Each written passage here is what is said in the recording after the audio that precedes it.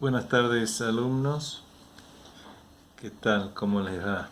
Espero que se encuentren bien y vamos a tratar en estas dos clases que en esta semana de repasar algunos temitas que habíamos venido viendo desde la semana pasada.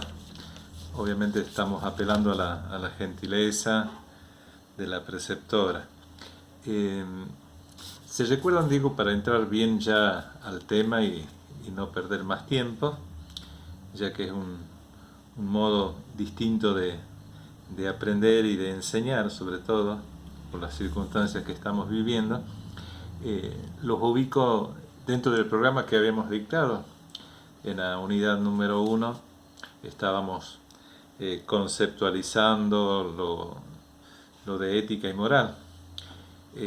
Después de entender y de recordarnos de las definiciones y los conceptos de ética y moral, vimos las características, se recuerdan, de cada una de estas dos disciplinas filosóficas y, y después vimos las diferencias entre una y otra disciplina. Y después que habíamos llegado a determinar cuáles eran las diferencias entre ética y moral y quedar de acuerdo en que ambas disciplinas son normas directrices del comportamiento humano, yo les planteaba la situación siguiente, de que existen dilemas y conflictos éticos, ¿no? Eh, y acá hay un gran autor, que escribimos la otra vez en la pizarra, Lawrence Kohlberg, que plantea el juicio moral. Y en estos dilemas y conflictos éticos, ya lo vamos a ver en clases posteriores, cuáles son las etapas, y él las llama estadios, que va desde el nacimiento, desde la niñez hasta la adultez del ser humano. Pero ese es tema para más adelante, ¿no? Voy a tratar de no enredarlos en temas que son posteriores. Vamos a lo que habíamos quedado en la última clase, esto de dilemas y conflictos éticos. Y todo en vista a querer lograr un pensamiento autónomo. Habíamos también comentado en clase de que cada uno de nosotros nos comportamos y tenemos actitudes propias en base a esos valores éticos y morales, y que van diferenciándose obviamente en el núcleo social o en el ámbito en donde uno se desenvuelve, y ahí tenemos diferencias. Pero todo como alumnos de Luján teníamos un factor en común. La familia, ustedes como alumnos, hasta la geografía de nuestro barrio, compartimos y tenemos mucho en común. Eh, Vamos al ejemplo que habíamos dado la última clase sobre este dilema y conflicto ético, donde lo vemos de, de una manera muy resaltada. Y, y nos vamos a valer de algunas diapositivas que le había armado a ustedes para poder entender o repasar este tema mejor. Eh, en este tema de dilemas y conflictos éticos, acá la diapositiva primera nos aclara lo que es un dilema, ¿no? Y acá no quiero volver a reiterarlo, sino ustedes traten de ir leyendo y escuchando a la vez para que podamos proseguir lo que corresponde en la clase de hoy. Entonces decía esta diapositiva, es la situación que obliga a optar entre dos alternativas, el dilema. Y cuando el dilema ya se transforma en ético, la persona se encuentra obligada en alternativas distintas. Y ahí es donde habíamos dado lo de el ejemplo este de donde intervienen tres soldados americanos, y para mejor repaso lo pongo en cada una de las diapositivas, así que vayamos leyendo y repasando el ejemplo en donde estos tres, ¿se recuerdan? Tres soldados, uno es oficial y que da la orden, y a su vez esa orden cómo es recibida por cada uno de los soldados y cómo es acatada u obedecida. Eso lo lleva a tener distintas posiciones o ubicarse, como aprenderemos más adelante, en distintos estadios que Lawrence Kohlberg los enuncia como dilemas y conflictos éticos. El, el ejemplo este que estamos repasando con la lectura, un oficial dice americano, Calley y los soldados Paul Midlow y Michael Vernon estuvieron complicados en la matanza indiscriminada de civiles. En ese My Lai es un lugar obviamente en Vietnam.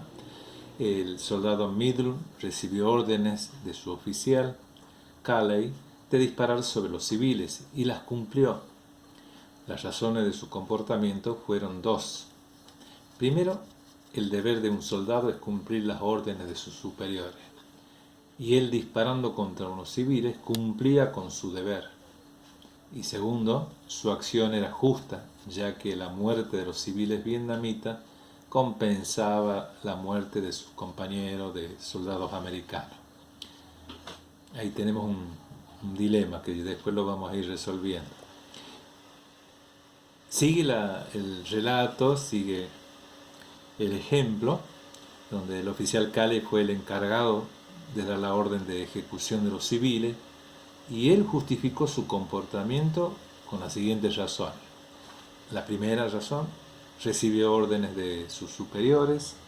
Segunda, de un militar, él dice, se espera siempre que cumpla las órdenes recibidas de sus superiores, y deseaba ser un buen oficial. La tercera razón, que pasó por su cabeza obviamente, de este oficial Calley, no corresponde a un oficial valorar las órdenes, ya que eso es tarea del Estado Mayor. A un oficial solo le cabe, él era oficial, a él solo le cabe discutir las órdenes en caso de estar disconforme con ellas una vez que las ha cumplido. El soldado Bernard no cumplió las órdenes y disparó al aire. Las razones de su comportamiento eran, primero, no entendía por qué debía matar civiles. Segundo, lo fundamental para él, aún siendo un soldado, no era cumplir las órdenes de sus superiores, sino que éstas fueran justas. Entonces acá vienen unas cuestiones, las vamos a ver creo mejor en las diapositivas esta que agregamos. Dos cuestiones se plantean, A y B. Y acá viene el trabajo que ustedes van a hacer a manera de ir analizando el ejemplo que uno les ha relatado. Y esas cuestiones son que, primero, en el comportamiento de estos tres militares se produjo un conflicto de normas de dos códigos distintos. ¿Cuáles son esas normas y a qué códigos pertenecen? Y la segunda cuestión, la B, ¿quién es más responsable de la matanza de civiles? ¿El que da la orden o el que dispara? Y la pregunta lógica también, ¿por qué? Demos razones, fundamentemos lo que cada uno considere desde su perspectiva, desde su mirada.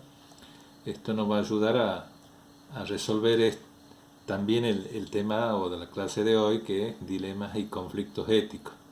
Y así como este ejemplo, el del soldado Calley involucrado con Madlo y Bernard en la guerra de Vietnam, hay otros ejemplos tal vez que sean mejores, ¿no?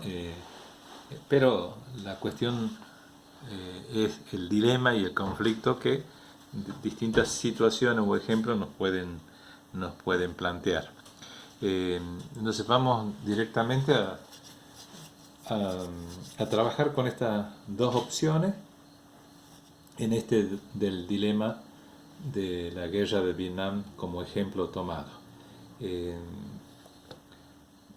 Sería conveniente que con papel y lápiz trabajaran sobre esas dos cuestiones, repasando el ejemplo para que tengamos una memoria bien correcta sobre cómo vamos a responder, y desde sus propias perspectivas, con total libertad, chicos, nos planteamos este ejemplo y les respondemos a lo que recién visualizaba en la última diapositiva, en las dos cuestiones que se plantean. Les sugiero que siempre apelen a su memoria y en lo apuntado en sus cuadernos, carpeta, que ya venimos apuntando algunas cositas desde el primer día de clase, se ayuden también a donde uno pretende llegar con cada uno de los temas que abordamos en clase, a donde queremos llegar con cada uno de las cuestiones que se pueden ir planteando, y sobre todo no olviden nunca que las dudas, que son es la mejor presentación para seguir aprendiendo, ¿no? Y vayan anotando cualquier duda, términos que por ahí ustedes no están acostumbrados a utilizar, lo van anotando. Hagamos como decíamos lo de nuestras generaciones, hagamos un mataburro ahí anotando cuáles son las dudas y cuáles son las cuestiones que tenemos que preguntar, porque esa es otra manera de seguir aprendiendo, ¿no? Enriqueciendo el vocabulario. Es un espacio en donde se presta mucho para aprender, porque abarca toda nuestra vida. Eso es la razón que yo siempre digo: el espacio de formación ética y de formación ciudadana nos prepara para la vida ciudadana como personas, y acá, varón y mujer, nos debemos preparar para una vida en adelante. Y empezábamos con este lindo tema en clases anteriores de lo que es la ética y la moral. Ya está aprendido. Repasen ya con cuaderno en mano y con la carpeta en la mano, repasen esas características y esa definición, ya creería ya aprendida, y hagan este trabajito práctico en esta clase primera que le envío a través de la preceptora.